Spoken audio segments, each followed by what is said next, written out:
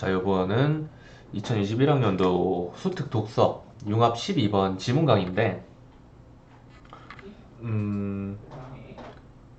그 두 가지가 있잖아요. 지문에서는 지문이 어려워가지고 지문 강의를 신청하는 경우는 두 가지가 있는데, 처음부터 끝까지 말을 이해를 잘 못하는 경우가 있고, 그리고 되게 좀 핵심적으로 제시해주는 개념이라든가 아니면은 세부적으로 제시된 좀 큰 한 문단 이상을 차지하는 개념 이해가 너무나 힘든 점, 이렇게 보통 두 가지로 나뉘는데, 첫 번째 거는 전자는 보통 1문단을 제대로 이해하지 못해서 나오는데 생기는 거고, 그리고 후자는 말 그대로 이 지문에서 나온 세부 정보가 잘 이해가 안 될 때 나오는 겁니다.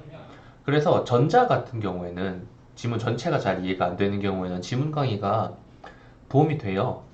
근데 후자 같은 경우 조금의 세부 정보 부분만 이해를 해주면은 해결되는 경우는 사실 지문 전체 강의가 중요한 게 아니고, 그 문제는 모든 문단에서 웬만하면은 모든 문제의 근거는 전부 다 근거를 전부 다 합해보면 모든 문단이 될 수 있다 그랬죠. 그래서 해당 문제가 나온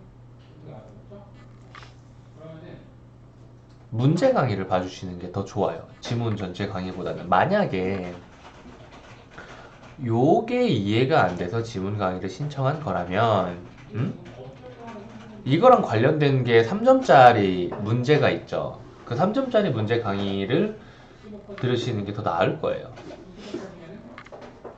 자, 아무튼 이거는 지문 강의니까 처음부터 끝까지 좀 흐름 좀 잡으면서 같이 읽어볼게요. 아까 한 30초 정도 쓱 읽긴 했는데, 아마 읽다가 이런 거는 저도 생각을 좀 해야 되는 부분이 있을 수도 있어서 읽다가 살짝살짝 일시정지를 해서 좀 자세히 읽어보고 어떻게 설명을 해야 될지 생각 좀 해보고 그렇게 할 수도 있을 것 같아요. 일단 봅시다. 1문단. 여기에서 나오는 이게 좀 어렵잖아요. 모든 학문적 지식은 판단의 형식을 취하는데 18세기 철학자인 칸트는 모든 판단을 분석 판단과 종합 판단으로 구분한다. 이 문장이 이해가 안 되면 안 되는 거예요. 이 문장에 들어있는 단어들이 이해가 안 돼서 이거 뭔 말 하는지 모르겠는데 라는 생각이 들면 안 돼요. 그래서 단어들을 공부를 좀 해주셔야 됩니다. 자, 아무튼 그래서 이거는 그냥 이렇습니다. 철수가 집에 갔습니다. 이런 느낌으로 준 문장인 거예요. 근데 첫 문장부터 살짝 느낌이 어려울 거라는 느낌이 좀 시게 오죠. 자, 분석 판단이란 지금 판단, 칸트가 뭐 동그라미 쳐줍시다. 칸트가 뭐 분석 판단, 종합 판단 이렇게 나눴는데 여기다가 해주셔도 되고, 이 다음에 바로 분석 판단 나오니까 여기다가 동그라미 쳐주셔도 되고요. 이해해 주셔야 돼요. 주어 개념이 수어 개념을 포함하는 판단이다. 예컨대 총각은 결혼하지 않은 남자이다는 분석 판단이래요. 주어 개념인 총각을 분석하면 총각이라는 단어 안에 결혼하지 않은 남자가 의미가 들어가 있다는 거예요. 오케이? 그래서 분석 판단 같은 경우에는 참과 거짓을 판별하기 위해서 새로 뭘 할 필요가 없어요. 총각이라는 단어를 이해를 하면 되는 거예요. 결혼하지 않은 남자가 뭔지도 알고 총각이 뭔지도 알고 있으면 그냥 언어적으로 이미 완전하다고 해야 되나? 참과 거짓을 판별할 수 있다 라고, 언어적인 이해만 필요하다 라고 생각을 해주시면 되고요. 그래서 이어지는 말을 보면은 총각과 미혼 남자라는 개념을 이해하고 있으면 이 판단은 더 이상 뭐 건드릴 여지가 없죠. 그냥 참인 거죠. 그게 바로 분석 판단이라고 하는 단어입니다. 그러나 그럼 이제는 뭐예요? 종합 판단이 나오겠죠. 모든 총각은 키가 크다처럼 주어 개념 안에 수어 개념이 포함되어 있지 않아서 주어 개념에 부가적인 정보를 덧붙이는 판단은 종합 판단. 여기서 뭐 주어 개념, 수어 개념 이런 단어 하나하나를 가지고 막 이론적으로 파고드는 게 아니라 이 느낌을 받으셔야 돼요. 총각은 결혼하지 않은 남자이다. 그리고 모든 총각은 키가 크다. 그런데 모든 총각 안에 모든 총각이 다 키가 큰 사람이라는 그런 거는 그 모든 총각 혹은 총각이라는 단어 안에는 들어가 있지 않죠. 결국 뭐예요? 이 모든 총각의 키가 큰지가 참인지 거짓인지 판별하기 위해서는 우리는 세상에 존재하는 모든 총각을 직접 봐야 합니다. 오케이? 그래서 여기서 이제 칸트가 분석 판단과 종합 판단이라는 이야기를 하는데 앞에 이 분석 판단처럼 이 문장으로 끝나서 증명이 완전히 증명 이걸 이제 수학적 증명이나 과학적 증명 뭐 과학적 연구 쪽으로 좀 넘겨보면 단어를 논리에서도 이런 단어를 썼던가 내가 정확히 기억이 안 나요. 이거 어디에서나 다 쓰는 단어예요. 이렇게 분석 판단처럼 완성되어 있는 거 새로 뭘 해야 될 증명하기 위해서 이 문장 이외에 어떤 것이 필요하지 않아요. 어떤 것도 필요하지 않아요. 이 문장 자체로 이미 증명이 됐어요. 이런 걸 바로 연역법이라고 합니다. 연역법이라고도 하고 연역이라고도 하고 연역 추론이라고도 하고 연역 증명이라고도 하고 등등등등. 그리고 종합판단처럼 경험을 해야 된다는 거. 여기서 이제 모든 까마귀는 검다라는 말이 나오는데 귀납법의 대표적인 귀납법을 이야기를 할 때 대표적으로 예시를 드는 것이 바로 모든 까마귀는 검다, 모든 백로는 희다 이 문장이에요. 귀납법은 무엇이냐? 말했듯이 여기서 설명한 것에 따르면은 이 문장이 참이냐 거짓이냐를 판별하기 위해서는 세상의 모든 것을 확인을 해야 돼. 그건 뭐예요? 경험인 거죠. 그래서 이런 것을 귀납이라고 합니다. 경험적 확인이 필요한 것. 그리고 모든 총각은 키가 크다는 거짓이긴 해요. 하지만 만약에 참이라면 세계에 대한 지식을 확장해준다. 왜요? 왜 그래요? 이 종합 판단이 지금 이게 종합 판단이잖아요. 종합 판단이 거짓이긴 하지만 만약에 이 종합 판단 중에 참인 것이 있어요. 어떻게 그걸 해냈어. 이게 참이라는 것을 밝혀냈어. 그렇다면 여태까지는 존재하지 않았던 지식인 거죠. 내가 경험을 해가지고 찾아낸 지식인 거니까. 무슨 말인지 알겠죠? 그러니까 분석 판단은 다 참이고 종합 판단은 참인지 거짓인지 아직 몰라서 직접 경험을 해야 되는 거예요. 분석 판단은 이미 더 이상 뭐 경험할 필요가 없죠. 이미 사실 분석 판단 쪽은 주어져 있는 지식 같은 거예요. 이 세상의 지식. 그쵸? 그리고 종합 판단은 내가 직접 경험을 해서 밝혀내야 되는 녀석. 아직 미지의 영역인 거죠. 그러니까 이것이 만약에 어떠한 종합 판단을 했다고 했을 때 이것이 참이라는 것을 밝혀내게 되면 이것은 여태까지는 없었던 것이기 때문에 이 세계에 대한 지식을 확장해 준다라고 이야기를 하고 있는 겁니다. 칸트는 이어서 이 문단 들어갈게요. 코가 간지럽니? 선천적 지식과 후천적 지식을 구분을 하는데요. 선천적 지식, 후천적 지식 구분은 분석 판단과 종합 판단 구분과는 달리 분석 판단과 종합 판단은 뭐예요? 이 문장 가지고 이것이 분석 판단이다, 종합 판단이다라는 이야기를 했죠. 주어, 수어, 뭐 이게 뭐 포함하는 어쩌고저쩌고 하면서. 그런데 선천적 지식, 후천적 지식은 명제 자체가 아니라 명제에 관한 지식과 관련된다. 뭔 말인지 모르겠으니까 그 다음을 읽어봐야겠죠. 선천적 지식은 경험과 무관하게 알 수 있는 지식이다.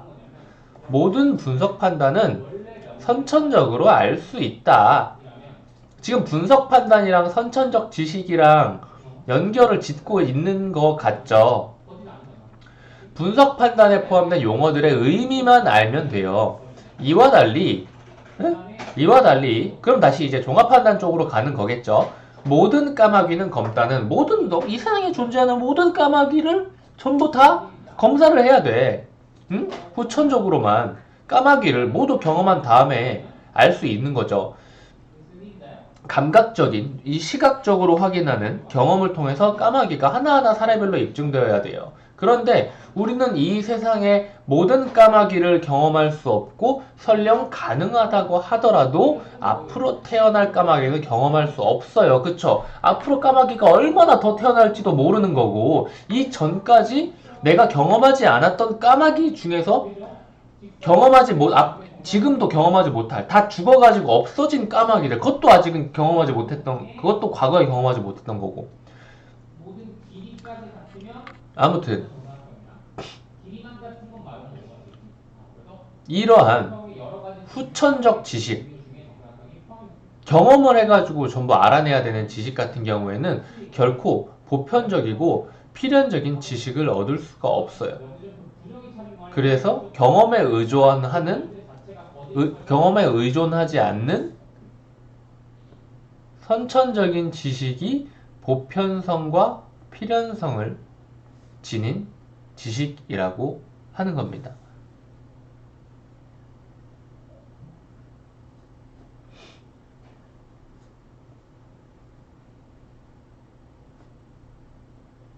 그러니까 여기서 말한 거는 뭐예요? 이 경험적 확인이 필요한 종합 판단이 참여라면 세계에 대한 지식을 확장을 해주기는 하는데 아마 지금 여기서 이야기하는 흐름대로라면은 이렇게 연결을 짓고 이렇게 연결을 지어가는 느낌이란 말이에요. 그러면 결국은 이 종합 판단 같은 경우에는 좀 경험에 의존하기 때문에 살짝은 부정적인 느낌? 살짝 이 선천적 지식, 연역 이쪽보다는 훨씬 더 무게감이 덜한 느낌으로 이야기를 하고 있는 것 같네요. 3문단 가볼게요. 분석 판단은 분명히 선천적으로 알 수가 있대요. 총각이 결혼했는지 알기 위해서 총각을 조사할 필요가 없습니다. 왜냐면 총각이라는 단어는 결혼하지 않은 사람이니까요. 총각은. 그리고 모든 까마귀는 검다처럼 오직 후천적으로만 알 수 있는 진술이 종합적이라는 것도 논란의 여지는 없어요.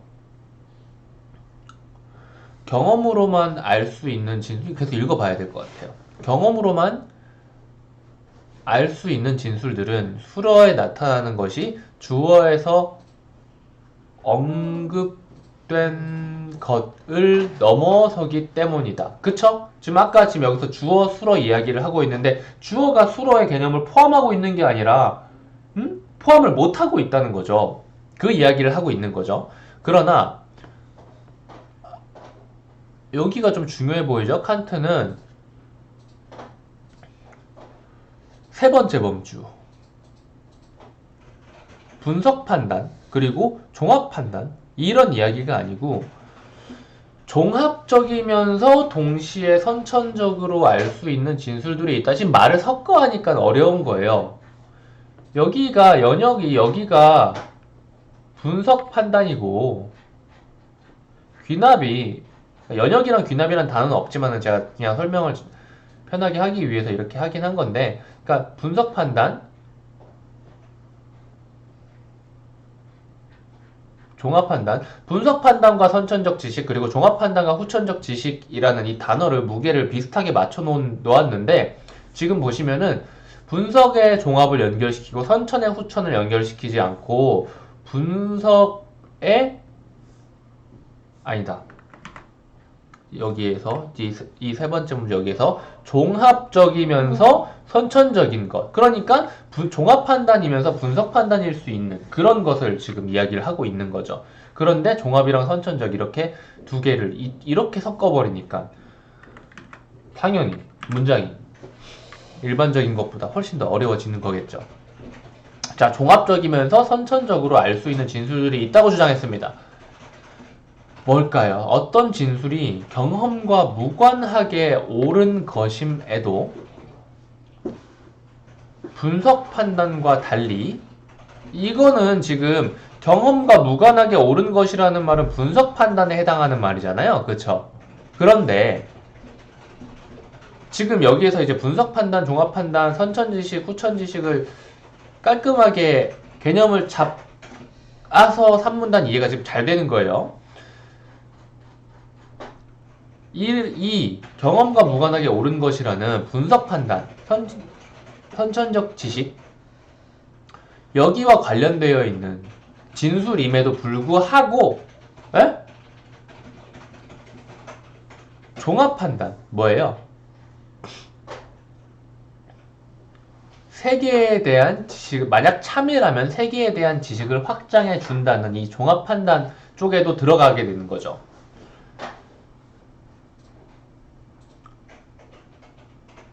새로운 지식을 제공한다. 어떻게 이런 일이 가능할까?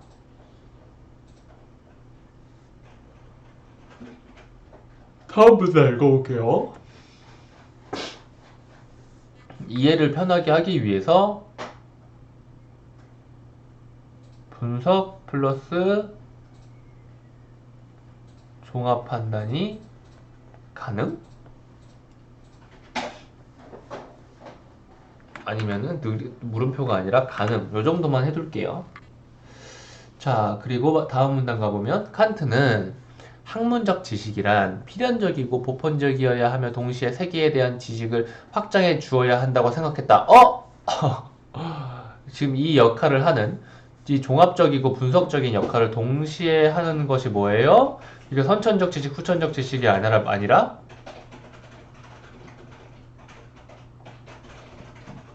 학문적 지식이라는 말이네요. 학문적 지식은 이렇게 해줘야 된대요.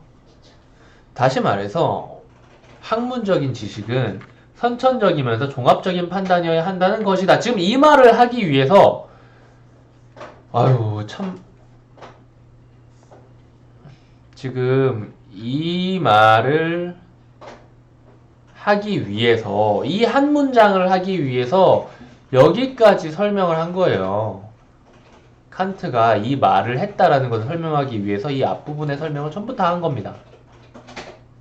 여기까지 제대로 왔으면은 이 다음 부분도 전혀 문제없이 이해할 수 있어요. 스스로 해보셔도 되고 저는 뭐 계속 읽어볼게요. 자, 선천적인 종합 판단이 어떻게 가능한가라는 것이 칸트의 순수 이성 비판, 이 순수 이성 비판이라는 이 책이 사실 필독서? 대학생 필독서에도 들어갔던 걸로 알고 있는데 지금은 모르겠네요. 저희 때는 들어갔던 것 같은데 한번 읽어보세요. 물론 전 안 읽었습니다. 어려워요. 자, 아무튼 이 칸트는 유클리드 기하학의 모든 공리와 여기서부터 이제 구체적인 걸로 좀 들어가는 거죠. 유클리드 기하학의 모든 공리와 정리가 선천적 종합 판단이라고 보았대요.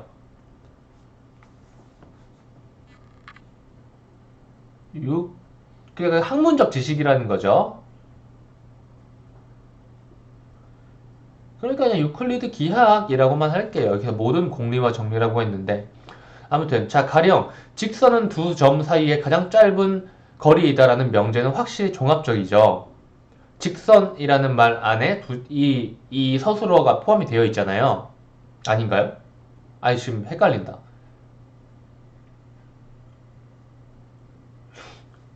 아니 이러면은 이거는 그냥 연역 분석 판단이라는 관점으로 지금 접근을 하는 건데 뭐 잘못한 것 같죠?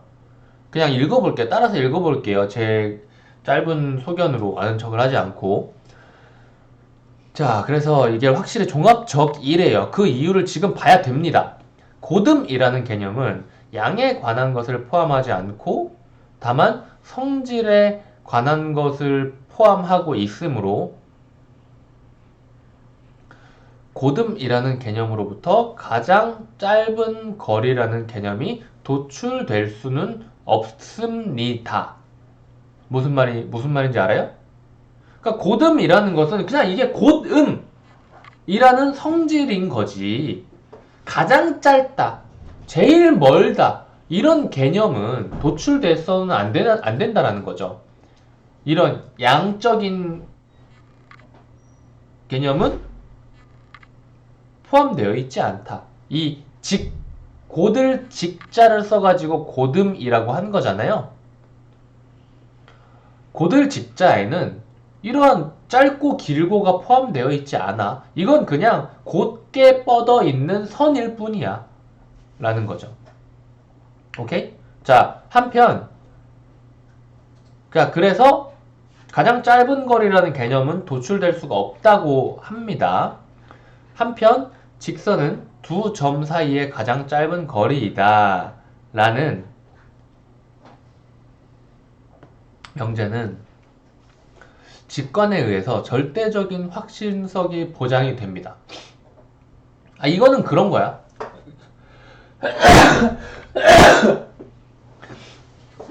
보장이 되죠. 우리는 그냥 알고 있잖아요. 그렇다는 것을 직관적으로. 절대적으로 이거는 확실한 거야. 다시 말해서 종이에 점을 찍고 두 점 사이에 선을 그려보지 않아도 우리는 알 수 있죠. 그렇기 때문에 이건 뭐예요? 선천적인 지식이죠. 그래서 칸트는 유클리드 기하학이 우리가 직접 경험하지 않고도 직관적으로 알 수 있는 선천적인 느낌. 하지만 이 문장, 명제, 발언?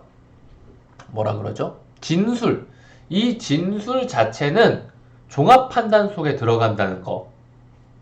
선천적이지만 종합 판단에 들어간다는 거를 이야기를 하고 있는 겁니다. 저는 그냥 여기서 말하는 대로 따라오니까 일단 이 말이 이해는 됐어요. 여러분들 어떨지는 모르겠네요. 근데 저도 역시 철학자거나 철학 공부를 열심히 하지 않았기 때문에 설명드릴 수 있는 건 여기가 딱 이라는 거. 이걸 반복해가지고 설명해 드릴 수 있는데 그거는 제가 굳이 영상 시간을 늘릴 필요는 없겠죠. 잘 이해가 안 되면 여러분이 반복해서 보시면 되니까요. 자, 그래서 칸트는 지금 유클리드 기하학의 그 진술 하나를 가지고 온 거예요. 그쵸? 이 명제를. 그래서 유클리드 기하학은 이런 식으로 분석적이고 종합적인 분석 판단이자 종합 판단으로 볼 수 있는 학문적인 지식이다 라고 이야기를 한 겁니다.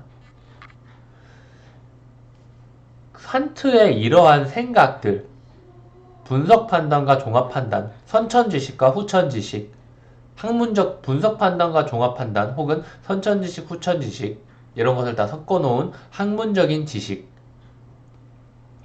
이러한 인식론은 철학과 과학 발전의 중요한 근간으로 자리 잡게 되었습니다. 여기까지가 칸트에 대한 설명이었어요. 자, 다음. 여기서부터가 진짜 어려운 부분일 텐데, 유클리드 기하학이 선천적이라는 믿음은 비유클리드 기하학의 출현으로 칸트가 선천적으로 보았던 명제들이 결국은 선천적인 것이 아니다 라고 밝혀지게 됩니다. 선천적인 게 아니라 경험적인 것에 기반하고 있었다는 거죠. 그렇다는 것은 칸트가 말한 분석, 종합 이런 이야기를 했는데 여기에 선천적인 지식 부분이 없어져 버렸던 거예요. 그래서 무너지게 됩니다. 이 무너질 거를 이렇게 열심히 설명을 한 겁니다. 자, 기원전 여기서 또 이제 이 비유클리드 이 이야기를 하기 위해서 이 앞부분에 모든 이야기를 또 한 것이다. 계속 꼬리에 꼬리를 물고 있죠. 자, 여기까지 와서 이해가 하나라도 안 됐으면 이 다음은 보시면 안 됩니다. 자, 기원전 350년경에 쓰인 유클리드의 기하학 원론에는 5가지의 공리가 제시되어 있습니다. 이 중 5번째 공리는 매우 복잡하지만 평행선 개념을 사용하여 직선 밖의 한 점에서 이 점을 지나 주어진 직선에 평행한 직선은 오직 하나만 존재한다. 이거 그리면 뭐예요? 어떤 직선이 있어요? 직선 밖에 어떤 한 점이 있어요. 오케이? 이 점을 지나는 이 점을 지나는 직선 중에서 이 직선에 평행한 점은 단 하나만 존재한다 라는 말인 거죠.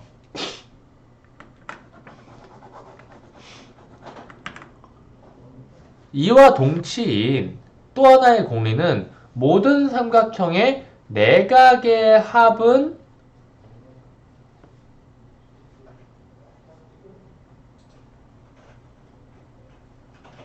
180도다. 지금 이 녀석과 이 녀석 두 가지를 지금 이야기를 한 겁니다. 이 문장에서. 평행선 공리를 검증하려면 두 직선을 무제한으로 늘려야 돼요. 계속 늘려야죠. 이거 계속 늘리고 계속 이게 진짜로 평행한지 확인을 해야 될 거 아니야. 직선인데 직선은 뭐라 그랬어요? 양적인 개념이 아니라 그냥 곧다라고만 했죠. 곧은 걸로 계속 뻗어나가야 계속 끝까지 뻗어나가서 그때까지 평행한지를 봐야 될 거 아니에요. 그쵸? 이거는 사실 우리가 무한대로 늘릴 수 없으니까 경험적으로 검증할 수 있는 녀석이 아니죠. 그쵸? 그리고 비유클리드 기하학은 유클리드 기하학 원론에서 나왔던 바로 이러한 녀석들이 언제나 성립하지는 않는다라는 것을 증명해줘요.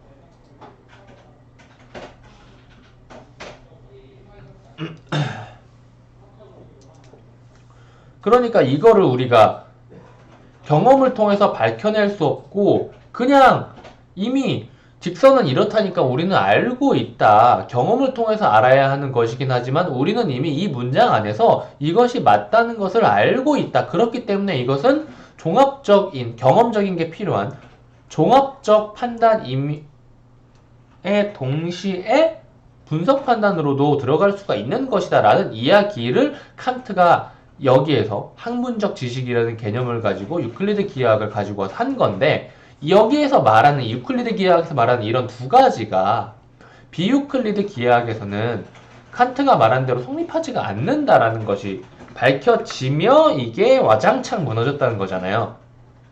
이제 이해되죠? 혹시 몰라가지고 설명을 한 번 더 했습니다.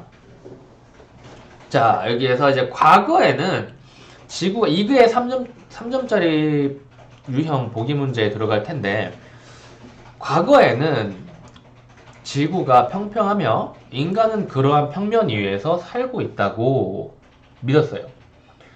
후에 지구는 둥글다는 것이 밝혀졌지만 지구가 평평했을 시절에 만들어졌던 유클리드 기하학은 여전히 평면을 다루고 있었죠.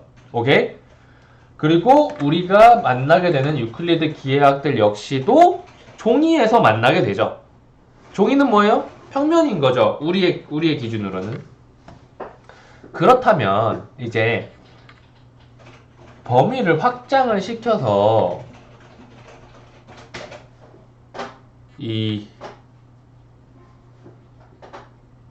평면이 아니라 완전한 구인, 지구의 단위로 이제 이 유클리드 기하학을 적용해보자 이거예요.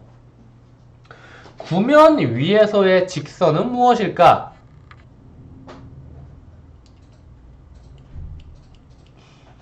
구의 중심을 기준으로 구의 면 위에 만들 수 있는 가장 큰 원인 대원을 그렸을 때 두 점 간의 최단 거리는 대원의 일부가 되고 이러한 대원의 일부를 구면의 측지선이라고 한다. 무슨 말이야? 봐요. 이제 다 지울게요. 여기서 없앨게요.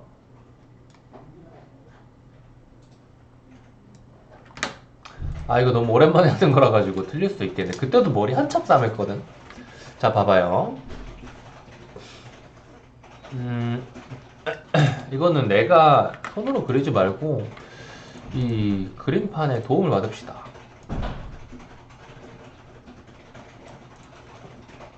구면이 있습니다. 구의 중심이 여기쯤이라고 해볼게요. 대충 맞죠?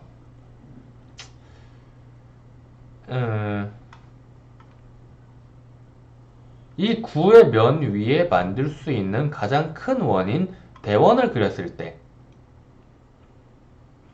이게 무슨 말이냐면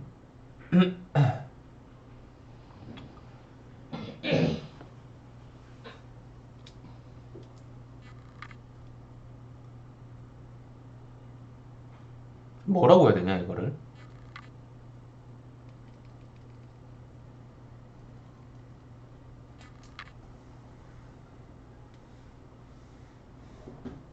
그러니까 여기서 말하는 설명 그대로 가면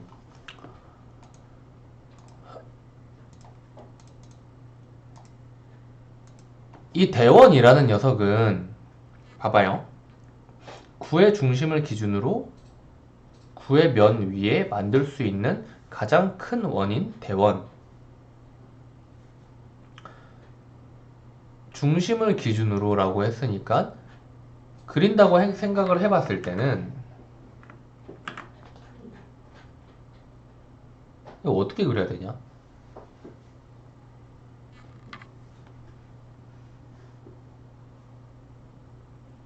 뭐 요런 느낌으로 이렇게 만약에 여기 왜 점선으로 할 필요가 없었는데 그죠? 요런 느낌으로 이렇게 한 바퀴를 둘러버리게 되면 이렇게 한 바퀴를 둘러버리게 되면 이렇게 보이게 되겠죠. 보면 이쪽에서 이렇게 바라봤을 때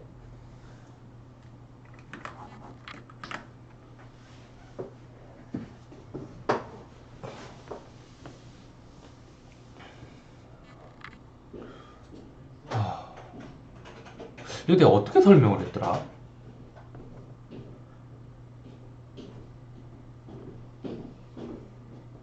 아무튼 자 이러한 뭐 점이 있다고 했을 때 이러한 두 점이 있을 때 이 두 점의 최단 거리는 이런 식으로 만든 어떠한 대원 어떤 식으로든 만들 수 있겠죠. 구의 중심이 있다고 했을 때 어떤 식으로든 중심을 기준으로 한 바퀴 두르기만 하면은 되는 거니까 그 두른 것들 중에 하나가 이렇게 얻어 걸리게 될 거라 이거예요. 두 선을 잇는 이 대원의 일부, 이 특정한 대원의 일부, 이 지금 이게 크게 그린 게 대원이잖아요. 이 대원의 일부에 이 두 점의 최단 거리가 들어가 있을 것이다. 두 점을 이은 직선이 들어가 있을 것이다. 라는 거예요. 그리고 여기에서 이제 요걸 이렇게 지워버리고 요렇게 나왔단 말이에요. 이것이 지금 대원의 일부인 거죠. 이걸 그리고 측지선이라고 하는 거고요. 이해됐나요? 이해됐으면 좋겠는데 아마 문제풀이 영상에는 좀 더 자세하게 제가 설명을 했을 것 같은데 아마 그랬을 거예요. 아무튼 이걸로 이해가 됐으면 이걸로 넘어가셔도 되고 아니면 이해가 안 됐으면 문제풀이 영상도 그 지구 나오는 거 있잖아요. 그것도 달라고 해서 보세요. 자, 아무튼 이렇게 측지선이 있습니다. 어디까지 얘기했냐? 여기 측지선이라고 한다. 따라서 가장 합리적인 답변은 대원을 직선이라고 정의하는 거예요. 왜냐면은 두 점을 잇는 선, 두 점 간의 최단 거리는 어떻게든, 왜냐면은 이 대원이라는 게 이렇게 하나만 그릴 수가 있는 게 아니라 이 지구의 모든 둘레를 전부 다 이렇게 그리는 것도 전부 다 대원인 거예요. 뭔 말인지 알겠죠? 이게 지금 다 이것을 기준으로, 이 중앙점을 기준으로 모든 게 다 대원인 거예요. 이 대원 중에 하나에 두 점을 잇는 최단 거리가 얻어 걸린다 이거죠.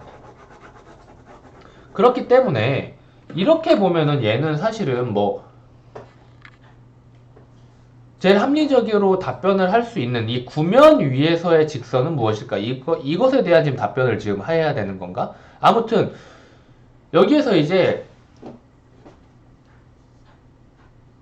우리가 개념적으로 헷갈릴 수 있는 게, 우린 지금 방금 전까지 평면상에서의 직선을 이야기를 하다가 이 평면이라는 세상 속에서 우리가 직선이라고 정의한 것을 생각하는 그대로 입체적인 구면으로 갔다가 와서 넣어본 거예요. 그렇기 때문에 우리는 이 대원이라는 것을 사실은 지구를 둘른 곡선인데 이걸 그냥 직선이라고 생각을 하면 우리가 여태까지 생각한 직선은 두 점 사이의 거리를 잇는 뭐 최단 거리이다. 고든 최단 거리 선이다. 뭐 이런 설명이 성립이 되겠죠.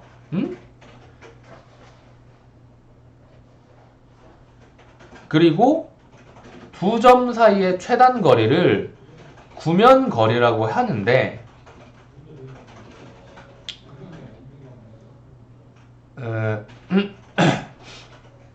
이 구면 거리는 두 점을 잇는 측지선, 이것이 바로 어떤 대원에 포함되어 있던 측지선이자 뭐 구면 거리이다 라고 생각을 하시면 될 것 같아요.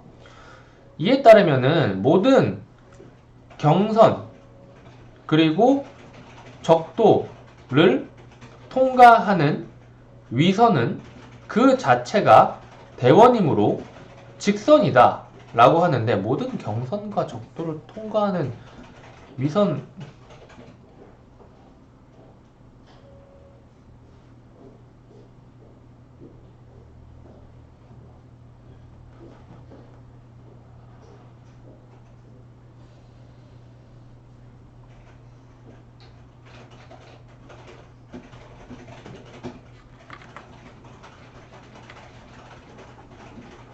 경선? 위선? 경선이 뭐죠?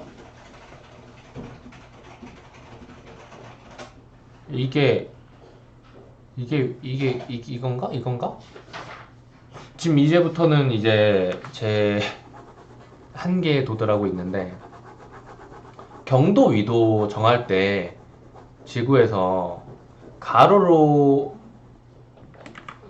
이렇게 선을 주기도 하고 세로로 이렇게 선을 주기도 하죠. 이 녀석들도 대원이라, 지금 대원 정의를 내가 지금 정확히 못 잡은 것 같은데,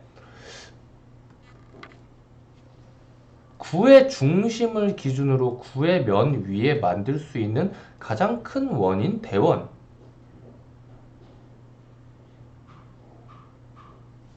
맞는데? 아무튼 우리는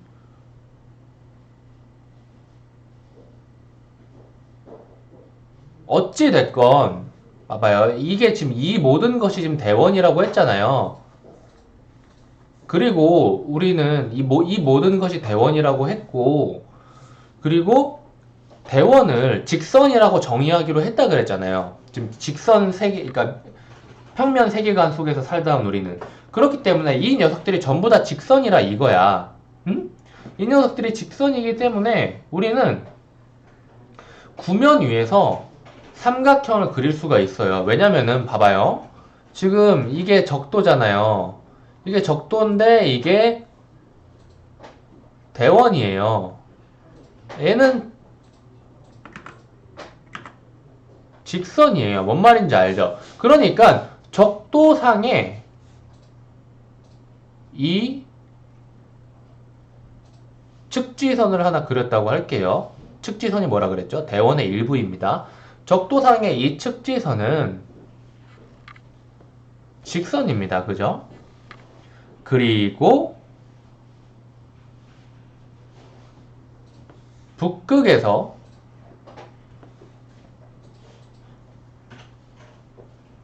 적도상으로 내려오는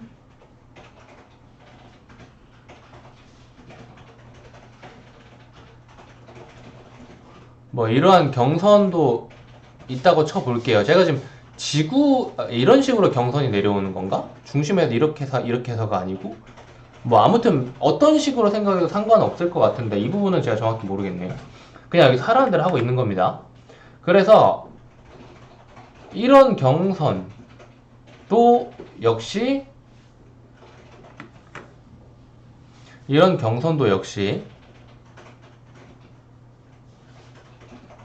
이거는 그렇게 보면 되겠다. 이것도 어차피 제가 여기에서 설명했던 이거랑 똑같네요. 왜냐면은 이 중앙점을 만약에 북극이라고 가정을 하면 북극에서 이렇게 다 퍼져나가는 모습이 되죠. 이 중앙점을 북극이라고 생각하면은 북극에서 이렇게 내려오는 경선들, 이것들 하나하나가 전부 다 북극에서 내려가는 경선들이라고 생각할 수 있을 것 같은데 이해가 되나요?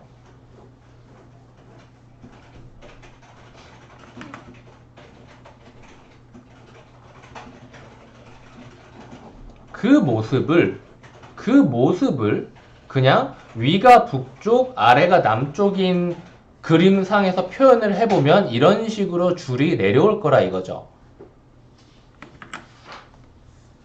그래서 이렇게 줄이 내려왔는데 이거는 전부 다 대원이기 때문에 전부 다 직선이었죠. 그렇기 때문에 이 녀석은 삼각형인 겁니다. 삼각형을 그렸는데 그런데 이 삼각형을 보니까 이런 느낌이어가지고 x와 y와 z를 계산해 보니까 180도보다 크더라 이거예요. 따라서 비유클리드의 기하학에서는 직선이라는 아까 얘기했던 여기서 이야기했던 이 두 평행선 직선이라는 것도 이 삼각형 이 평행선 이야기는 했나? 뭐 아무튼 이 삼각형 이 두 가지를 얘기했는데 여기서 x, y, z가 180도이다 라는 것이 유클리드 기하학의 기준으로 이 구인 지구에 적용을 해보면 오류가 생겼다 이거죠. 따라서 비유클리드 기하학에서는 평행선 공리가 성립하지 않게 된다. 이것도 성립하지 않게 된다고 하네요. 지구 표면에 그린 삼각형의 내각의 합은 삼각형의 크기가 작을수록 180도에 가까워지지만 만약에 삼각형의 크기가 커진다면 커질수록 180도에서 벗어나게 된다. 이와 같은 구면 위에서 성립하는 비유클리드 기하학을 구면 기하학이라고 부릅니다. 한편 말 한 장 모양의 곡면에서 비유클리드 기하학을 쌍곡 기하학이라 하는데 여기에서 삼각형의 내각의 합은 180도보다 작다라고 하는데 이 문장을 이해를 하는 것은 오목 렌즈와 볼록 렌즈를 생각하시면 될 것 같아요. 보시면 이것도 지우고 해야겠다 이제는. 아이고. 지금 우리가 확인을 한 것은 지구 표면을 좀 그려볼게요. 표면적으로 이런 식으로 볼록하게 나와 있는 지구상에서의 어떤 삼각형의 내각의 합이 좀 동그란 느낌이 될 테니까 x, y, z, x, y, z가 180도보다 크기 때문에 유클리드 기하학이 성립하지가 않고 비유클리드 기하학이라고 하는데 이거 보면 기하학이라고 말하는 것이다 라고 한 거잖아요. 그런데 이 평면이 아닌 게 이렇게 볼록 나온 것밖에 없냐 이거지. 오목하게 들어간 것도 있을 거잖아요. 응? 이런 식으로 오목하게 들어간 것도 있을 거라 이거죠. 여기에서 삼각형을 그려보면 이런 식으로 나올 거라 이거야. 그래서 x, y, z를 더하면 180도보다 작게 될 거래요. 그리고 이것을 바로 뭐라고 하냐? 쌍곡기하학이라고 부른다 이겁니다. 오케이? 그리고 이제 이 맨 마지막 문단은 읽지 않고 끝내도록 하겠습니다. 거의 뭐 50분에 가까운 시간 동안 이야기를 했는데 일부러 지문 읽으면서 그때그때 파악을 하고 설명을 해 주려고 깔끔하게 딱 정리해가지고 막 10분, 20분 동안에 압축해가지고 얘기를 하지 않고 제가 보면서 보이는 대로 설명을 좀 해드렸어요. 이게 좀 더 나았으면, 좀 더 이게 좋았으면 좋겠네요. 여기까지 할게요.